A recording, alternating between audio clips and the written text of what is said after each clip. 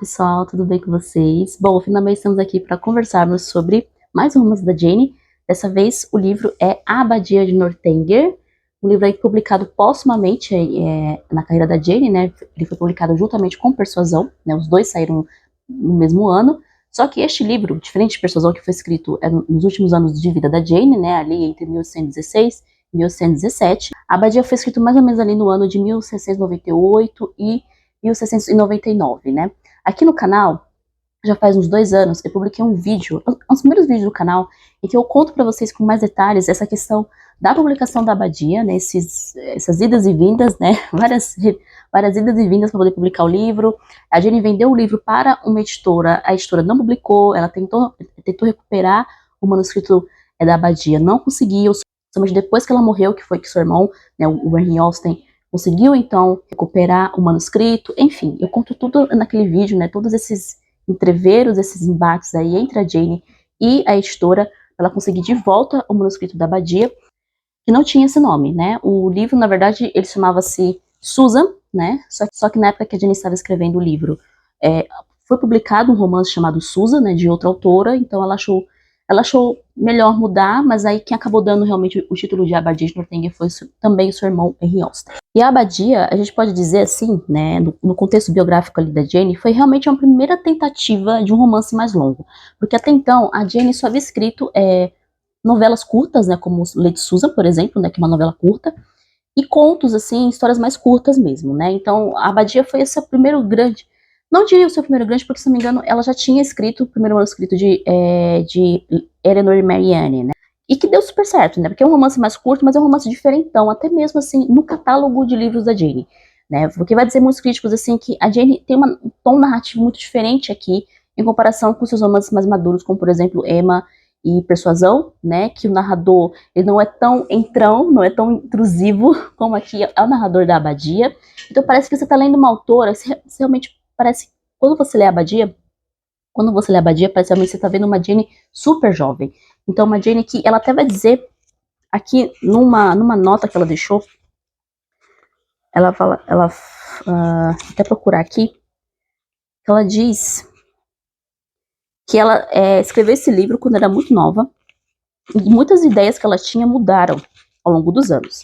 Eu fico imaginando o que seriam essas ideias que mudaram aí para Jane escrever essa nota. Eu vou até procurar aqui, né, na edição. Aqui. Aqui na edição da Penguin tem declaração da autora de Abadia de Northanger.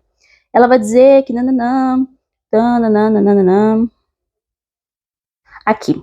Ela vai dizer bem no finalzinho aqui, ó, dessa nota da autora. Pede-se ao público que leve em conta o fato de que 13 anos decorreram desde que o livro foi concluído, e muito mais passaram desde que ele foi iniciado, e que durante esse período lugares, maneiras, livros e opiniões sofreram mudanças consideráveis. A Jane provavelmente releu, né, o manuscrito da Abadia antes de vir a falecer, né, escrever essa nota, mas eu fico imaginando o que mudou, né, da Jane 13 anos depois para ela escrever essa nota, né? Será que ela estava sendo irônica? Eu não acho que seja o caso. Por que eu digo isso? Porque aqui ela vai falar não somente da paródia de romances góticos que ela vai fazer aqui, né, como Os Mistérios de Udolpho, por exemplo, mas também ela faz uma defesa do romance em si, né, uma defesa dos livros. Ela vai citar aqui a Frances Burney, né, também uma grande autora, quase contemporânea dela praticamente, né, uma grande romancista britânica, né. Então é interessante porque nessa minha releitura da Abadia, essa foi minha terceira releitura, terceira ou quarta já, eu percebi que, diferente das outras vezes, né, essa defesa muito forte aqui do romance, do livro, que apesar dela parodiar o romance, né, o romance gótico em especial, ela também o homenageia de alguma forma, né, com assim, as aventuras da Catherine, né. Falando aí das aventuras da Catherine, né, do que se trata então a Abadia de Northanger. Bem, podemos dizer que a Abadia é o primeiro, talvez seja um romance de formação assim mais óbvio da Jane, né. Temos aqui uma protagonista bem jovenzinha, que é a Catherine Morland, né, que ela é a mais velha de uma família de 10 irmãos, né. Ela já, acho que ela tem por volta aqui dos 17, 18 anos mais ou menos. E ela, assim, ela é aquela moça, não diria medíocre, que eu acho uma palavra medíocre muito forte, pro caso da Catherine aqui. Mas ela é muito, assim, comum, ela não tem nada de especial, né? A Jane vai dizer que, ao contrário das grandes heroínas dos romances góticos, como, por exemplo, Os Mistérios de Udolpho aqui, né, ela vai dizer que a Catherine não tem nada especial, nunca foi uma grande leitora de livros de instrução, como, sei lá, sei lá, um Alexander Pope da vida, coisas do tipo. Ela sempre gostava mais de brincar de coisas de menino do que de menina, nunca foi prendada, nunca foi nada do tipo. Só esse trecho, assim, que fala, só essa descrição da Catherine, a gente já percebe, né, essa parodização das grandes heroínas dos romances do século XVIII até então, né, que eram moças prendadas, que eram moças que tinham tudo, né, que sabiam fazer, tocar, pintar. Lembra aquele trecho que a própria Carolina Bingley, né, fala lá pro Mr. Darcy que ela conhecia várias moças prendadas, que sabiam fazer, cantar, dançar línguas modernas. A Catherine aqui não é nada disso, tá? Então é uma moça muito comum, assim, nada de especial, mas que estava destinada a ser uma grande heroína de um romance, apesar dos pesares. Então a gente tem essa moça que mora aqui com sua família no vilarejo de Fulham, ou Fulham, uma coisa assim, não lembro o nome agora direito, até que então ela recebe um convite de um casal, né, o Zelen, para passar uma temporada em Bath. Bath, né, sempre foi, ainda hoje é, né, uma cidade muito turística, né, e na época da Jane, as pessoas iam para lá principalmente por conta das águas termais, né, dos banhos, que falavam que curavam doenças, essas coisas inteiras, né, e também porque era um lugar onde muita gente da High Society também ia, enfim, então eles resolvem ir, ela aceita o convite, né, super feliz, né, nunca tinha ido para Bath, né, a história se passa boa parte em Bath, e uma parte em Northanger Abbey, digamos ali, lá, mais pro volume 2. Nisso, então, ela não conhece ninguém, né, ela não tem nem amigos, ela vai fazer amizade, então, com uma moça chamada Isabella Thorpe, né, essa moça tem um irmão, John Thorpe, e assim, gente, eles são aquele tipo de pessoa que não são pessoas honestas, né, são pessoas, assim, que são interesseiras, isso vai ficando muito claro para nós leitores, enquanto a gente está vendo o desenvolvimento da amizade entre a Catherine e a Isabella, mas a Catherine é aquele tipo de menina ainda muito ingênua. Então, essa ingenuidade aqui, pro mal, pra maldade, é uma coisa que vai pesar pra Catherine, principalmente quando ela conheceu o Stilney, né? Quando ela estiver lá em Northanger Abbey, etc, né? Então, ela não percebe, né? Que muitas vezes a Isabela não é sincera, a Isabela é cara de pau, né? Tem uma moça que até falou pra mim lá no Instagram, nossa, a Isabela é muito cara de pau. E eu pensei, realmente, ela é cara de pau, o irmão dela também é cara de pau, é mentiroso, colocou ela aqui uma baita de uma enrascada com o Stilney também, em determinado momento, né, dizendo para eles que ela não ia fazer o passeio lá com o Henry e a Eleanor, sendo que ela ia fazer o passeio com os dois. Então, a Catherine ainda não tem essa manha, sabe, essa malandragem, vamos dizer assim, de perceber que a Isabela não é uma amiga sincera, não é uma amiga verdadeira para ela, não é uma boa amiga, né? Então, a Isabela, por sua vez, acaba se envolvendo então com o irmão da Catherine, né, o James Molland, né, que também tá lá passando essa temporada. E lá pro meio do romance eles acabam noivando. Gente, eu não lembro se eu comentei, eu acho que não, mas pode ser que tenha alguns spoilers aqui no vídeo, tá? Então fiquem atentos aí, eu tô comentando aqui bem por cima o enredo, tá? Mas pode ser que tenha spoilers aí em algum momento, então fiquem atentos aí, caso você não tenha lido ainda a Badia. A Catherine, então, começa essa amizade com a Isabella Thorpe, e também ela começa uma amizade com o Stilney, né, que é o Henry, e a Eleanor Tilney, que é a sua irmã. Ela conhece primeiro o Henry, né, num baile ali em Bath, né, naquelas eles chamam de up rooms, né? Aqui nessa edição da Penguin, eu não lembro como é que ficou, eu não lembro a tradução de up rooms e lower rooms, tá? Mas esses são os salões de festa de Bath, tá certo? E aí, assim, logo de cara a gente percebe que a Catherine fica encantada com o Henry, diferente que ela não fica nada encantada com o John Thorpe, ela acha ele meio bruto, meio estúpido, né? Durante um passeio lá de carruagem que eles fazem um pouco depois, né? Ela fica meio que assim, nossa, esse cara é muito babaca. Mas mesmo assim, ela não assume pra ela mesma que ela acha o John Thorpe um babaca. É isso que eu acho engraçado. Ela fica falando, não, mas ele é amigo, ele é irmão da Isabela, ele não é tão ruim. Ela não assume que acha o cara ruim. E também, e só pelo fato dele ser irmão da Isabela, ele tinha que ser bom, assim, umas coisas meio assim. É bem típico, é um pensamento típico de uma pessoa que ainda tá muito imatura, sabe? Que ainda precisa, imatura no sentido de que ela ainda precisa entender que as pessoas podem ser ruins, sim. E o mundo é desse jeito, né? E é engraçado porque ela lia, né, os Mistérios de Udolpho, né, da Meredith Cliff, né, o Udolpho é muito citado aqui, e ela lia esses romances góticos, né, e via aquelas ações horríveis dos personagens, né, o personagem aqui dos Mistérios de Udolpho, até vou mostrar aqui pra vocês, ó, o personagem aqui é dos Mistérios de Udolpho, tem aqui o volume 1, e este é o volume 2 da edição da Pedra Azul.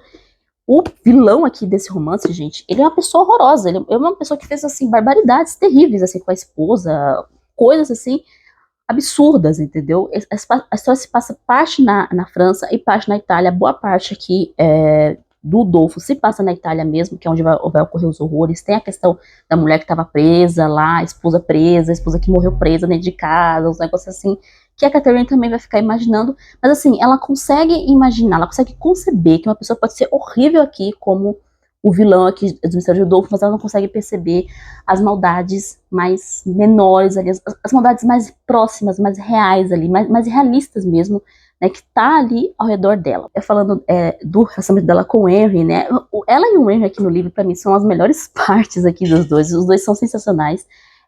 E no mais, assim, o pai do Henry, né, e da Eleanor, convida a Catherine para passar uma temporada, então, na abadia de Northanger, né, e ela fala, ai meu Deus, eu vou para uma abadia, eu nunca fui, ela já imagina mil coisas terríveis que pode acontecer, mistérios, não sei o quê, e nisso a Isabella e o James Moller já estão ali noivos, né. O primeiro sinal pra gente de que a coisa não ia acabar bem foi quando a Isabella não gostou do dote, né, que os pais da Catherine ia deixar para o James, né, quando eles se casassem, né. Então ali já fica claro para nós leitores que a Isabella é uma interesseira, mas de novo a Catherine não percebe. Talvez uma coisa frustrante aqui até alguns momentos essa falta de perspicácia da Catherine, coisa que as outras personagens da Jane, até mesmo a Fanny Price, seria mais perspicaz que a Catherine aqui em alguns momentos, né? Por isso que a gente poderia chamar realmente de romance de formação, porque muitos personagens de romance de formação, principalmente nos primeiros anos de vida, eles são assim, né? Eles não creem na maldade das pessoas, gente, mas ela consegue conceber a maldade do vilão de Rodolfo, é isso que é muito engraçado. E ela aceita o convite, então ela aceita esse convite, então vai aí passar essa temporada na abadia. Engraçado que o relacionamento da Catherine e do Henry são das melhores coisas aqui do livro, mas principalmente porque, diferente dos outros casais da Jane, né, que eles passam ali por muito desentendimentos, etc. A Catherine e o Henry só vai ter um desentendimento aqui, muito por conta da parte dela, aqui vai ser um spoiler já, tá, gente? Que ela tá achando, né, ela vai começar a suspeitar, assim, da cabeça dela, que o pai do Henry, né, o General Tilney, foi responsável pela morte da mãe deles, né? No caso, os Tilney aqui, os dois irmãos, eles são órfãos de mãe, né? Eles só têm pai. E aí ela começa a imaginar, assim como acontece aqui na trama dos Mistérios de Rodolfo, né? Que o pai foi responsável, que o pai provavelmente talvez tenha sido negligente com a mãe deles, etc. E aí o Henry, né, de uma forma ali e de outra, acaba descobrindo, porque ele também é muito mais perspicaz do que ela, e ele fica chateado, ele fica bravo com ela, fala que isso é absurdo, né, que a gente vive numa Inglaterra civilizada, isso nunca ia acontecer, num país como o nosso, etc. Mas, né, mais pra frente, essa fala do Henry meio que cai por terra depois que o general meio que basicamente expulsa a Catherine aqui da abadia de Northanger, e a coitada ela tem que ir embora sozinha, né, fazer uma viagem perigosíssima de carruagem sozinha para casa, né, mas enfim, o relacionamento deles aqui é engraçado porque a Catherine tem dificuldade de entender o senso de humor do Henry, né? E que para nós leitores de hoje talvez fique uma coisa meio esquisita, né? O Henry é muito estranho, é um cara estranho, ele entende de musselinas, ele a corrige muitas vezes, né? Tira até um pouco de sarro da forma como ela fala, né? Tem uma passagem que ele fala assim, você não acha que o Dolph é um livro delicioso, né? Aí o Henry vira e fala assim, eu nunca comi para saber se é delicioso, né? Uma coisa assim, eu falo assim, gente, eu nunca tinha reparado nessa fala do Henry, e eu achei engraçadíssimo, gente. Então eu acho esses momentos dos dois, essa conversa dos dois sensacionais. O Henry é meu personagem favorito aqui desse romance, é o Henry, porque eu acho ele muito inteligente, muito engraçado, muito sagaz, muito perspicaz. Ele percebe a manipulação linguística ali, em que a Isabella e o John Thorpe usam pra cima da Catherine, né? Então ele fica ali meio, né, com a pulga atrás da orelha. Ele repara nessa questão que eu comentei com vocês no começo do vídeo, que a Isabella e o John manipulam muito a Catherine e ela não percebe. Ele percebe isso, né, principalmente quando vem à tona, né, a questão de que a Isabella Thorpe teve ali, tava de mexerico com o Frederick Tilney, né, que é o irmão mais velho do Henry, né, que os dois ali estavam, né, ali de namorico, com a Isabella ainda noiva do James Mollard, né, então, e aí essa notícia chega para Catherine, né, com o rompimento do noivado do James Mollard com a Isabella, e o Henry Tilney já percebe ali de cara, né, que a Isabella estava mentindo o tempo inteiro. Talvez ele já sabia, né, que ela estava mentindo o tempo inteiro. A Catherine pergunta, mas como que ela dava atenção para ele, sendo que ela estava noiva? Ela não lembra que ela tá noiva, né, e o Henry fala, bem, né? Ela sabe, eles sabem também, né? Ele quase, só faltou ele dizer assim, Catherine, a sua amiga é mau caráter, a sua amiga não presta. Só faltou ele dizer isso, né? Ele não disse isso, eu acho que para poupar a pobre da Catarine, né? É da grande verdade, né? Talvez assim, para não magoá-la, mais do que ela já estava magoada com a situação toda, mas só faltou ele realmente falar isso para ela, jogar essa verdade aí para Catherine. No fim das contas, na verdade, o que levou o general a mandar a Catherine de volta foi porque ele descobriu que ela não é herdeira de coisa nenhuma, né? O John Thorpe mentiu. E aí ela volta para casa, fica super chateada, né? Depois de passar por todas essas aventuras ali em Beth, né? E ela volta transformada. Então é interessante aqui que a volta para casa da Catherine, né? Essa saída dela para o mundo, dela encarar a realidade, dela encarar pessoas fora do círculo familiar dela passar por esses altos e baixos, esses perrengues, por ela se apaixonar, que ela vai se apaixonar aqui pelo Henry também, e o Henry vai se apaixonar por ela, né? E ela não volta a mesma, né? Então, ela basicamente realmente viveu a aventura de uma grande heroína, de um romance do século XVIII, né? Naquelas, né? Meio que ao contrário, as avessas ali. E aí, por fim, no final das contas, dá tudo certo, ela e o Henry se casam e o romance termina. Aí, falando algumas considerações minhas, né, sobre o romance, algumas coisas que eu peguei também aqui da introdução dessa edição da Penguin, gente, que assim, é uma introdução boa, mas eu achei que poderia ser melhor a introdução aqui dessa edição. Eu sei que tem, na Penguin britânica, tem uma introdução gigantesca da autora Mary Butler, né, que eu senti falta a editora ter colocado essa introdução aqui também, para meio que complementar a introdução desse livro, que eu achei assim, como eu falei, tem pontos bons. Eu achei que a autora da introdução deu umas viajadas legal aqui, sabe, umas bizarrices academiquez aqui que não dá, gente, não dá. Você tá falando com um público leitor, né, um público mais leigo, talvez, né, não é todo mundo aqui que é formado em letras, né, pelo amor de Deus. Mas um ponto bacana que a autora menciona aqui é que a Catherine pode ser uma, digamos, uma, não herdeira, mas uma antecessora a Emma Woodhouse de Emma, né? Porque ela também estava entediada em casa, ela queria viver grandes aventuras, né? Ela queria ir conhecer o mundo, né? Coisa que a Emma também queria muito e ela acaba, no caso da Emma, né? Ela vive no seu mundo imaginário, ali no seu meio social, né? Ali nos seus casais fictícios, né? Ela querendo ser a casamenteira.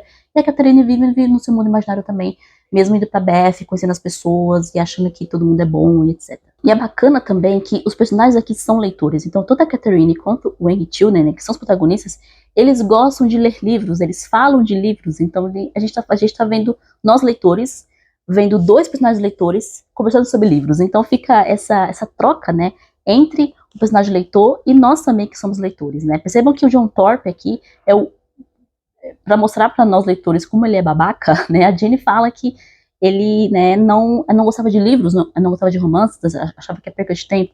Ao contrário, então, que o Henry vai falar, não, quem não gosta de romance não é uma pessoa, né, inteligente, não é uma pessoa desprovida de gosto, etc. Então, isso, essa homenagem ao romance também é muito forte aqui na Abadia, é que também permeia o livro inteiro. E o que é mais interessante ainda, gente, que o gênero do romance gótico, que vai dar origem aos romances de suspense, de terror, de mistério e morte, né, que muita gente gosta, ele surgiu justamente no período em que as ideias do período iluminista estavam muito fortes. Então, vamos dizer que a literatura gótica foi um contraponto ao racionalismo exacerbado ali dos iluministas, né? Então, toda a produção da Anne Radcliffe, né, de outros autores também, até mesmo o próprio Drácula, né, chegando ali no século XIX, né, até mesmo os romances de suspense do Drácula, a Mary Shelley também com o seu Frankenstein. Então, assim, imagina que era um período assim que tudo tinha que ser racional, tudo tinha que ser explicado, né? Tudo tinha que ter uma explicação lógica, que é um pecado que tem o Dolfo aqui. Agora eu vou dar um spoiler, talvez, do Dolfo, um pequeno spoiler, vai.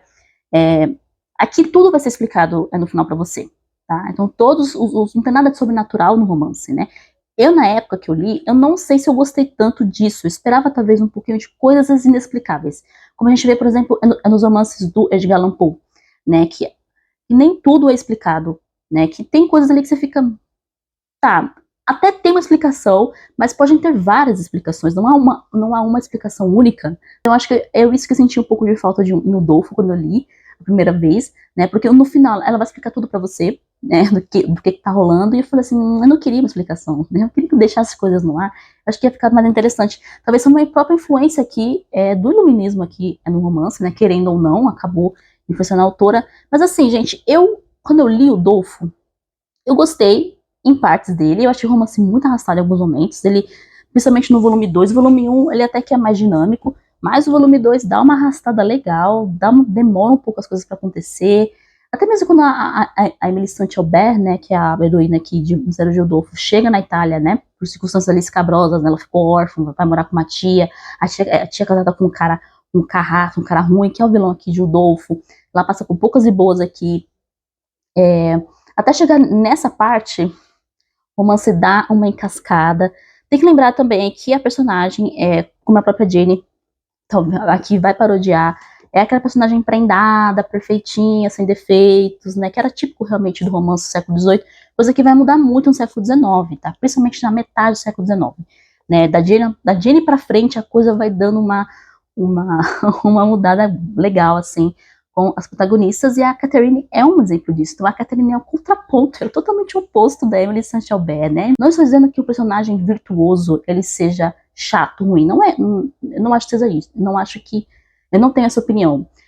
Até porque eu gosto muito da protagonista de A Senhora de Ward Ferrall, por exemplo, que é uma personagem muito virtuosa, né? Ela vai aprendendo a ser virtuosa ao longo do tempo. Mas a Catherine aqui, ela tem as suas virtudes, mas ela tá longe de ser uma Emily St. Aubert, uma Ellen lá. Assim, a gente acaba gostando dela muito por conta disso também. E o último ponto, gente, que eu comentei, acho que até não foi no Instagram, sobre essa tradução da Abadia. Eu tinha lido traduções antigas, tá? Da Abadia de Northanger, de outro tradutor. E aí a primeira vez que eu ia ler, essa tradução aqui é nova, até o lançamento da Penguin desse ano, de 2022. E assim, gente, no geral, eu gostei, mas teve uma coisa que me incomodou muito nessa edição, que em alguns momentos se optou por usar a segunda pessoa do discurso, né? O tu e o vós, em alguns diálogos. E assim, gente, pra mim, um livro da Jane Austen, eu não acho que isso fica legal. Mas assim, parece que eu tava lendo um livro do José de Alencar, entendeu? Só teve um livro dele que eu li que eu gostei muito, mas de resto, assim, do que eu li dele, eu realmente não curti tanto. Mas enfim, e não me pareceu que era de Jane Austen, sabe? Nem mesmo o Machado usava muito o tu e o vós em alguns diálogos dele, assim, pelo que me lembro. Então fica uma coisa muito formal demais, né? E eu acho que não era a intenção. E aí você olhava no inglês, né, no original, eu até abria o original para dar uma olhada, e não tinha toda essa formalidade, né? Apesar do vocabulário que eu achei excelente aqui no livro, realmente bem, muito criativa, né? Algumas soluções aqui que encontraram para algumas traduções, mas eu não gostei realmente desse tu e vós aqui nessa tradução. Não que esteja errado, mas para mim é mais questão de gosto mesmo. Tu e vós, eu não sei se combina com Jane Austen, gente. Eu acho que pode combinar com qualquer outro autor. Charlie Dickens também não. Thomas Hardy também não. Então, assim, é formal demais. Cria uma formalidade desnecessária, né? Não é assim que os personagens soam, né? Não é assim que eles falavam, né? Eles falavam com formalidade, mas não era toda essa pompa, né? E outra coisa também, só que assim, o tu e o vós não era o tempo inteiro que aparecia aqui. Ele aparecia de forma aleatória, sabe? O tu aparecia no começo e depois aparecia no final do livro, e aí vinha um outro diálogo, já não tinha mais o tu e nem o vós, era minha senhora, meu senhor. Então, assim, ficou meio bagunçado aqui esses diálogos aqui nessa edição. É a minha reclamação que eu tenho aqui para a editora, essa falta de padronização do diálogo, né? Vai ser tu e vós, então que fosse tu e vós até o final do livro. Eu não gosto, mas era melhor deixar assim do que ficar esse tu e o vós em um diálogo, e o minha senhora, meu senhor, quase que uma terceira pessoa ali, quase um você ali, em outros diálogos, sabe? Então eu não gostei dessa escolha aqui da Penguin, né? E o que é estranho é que nos outros livros da Penguin não tinha essa de tu e vós. Mas enfim, gente, isso aqui é questão de gosto, tá? É minha opinião. Se você leu, não se incomoda com isso, acha ok, tudo bem. Eu acho que Jane Austen e segunda pessoa não combinam muito bem, tá? Não combinam mesmo, fica muito esquisito. No mais, eu adoro a Abadia de Northanger, tá, gente? Eu lembro que a primeira vez que eu li, eu não curti tanto assim. Eu fiquei, esse livro é tão esquisito, né? Não gostei muito, achei ok, né? Muito diferentão, né? Já tinha lido Orgulho e Preconceito, e acho que todos os livros da Jane, só faltava esse.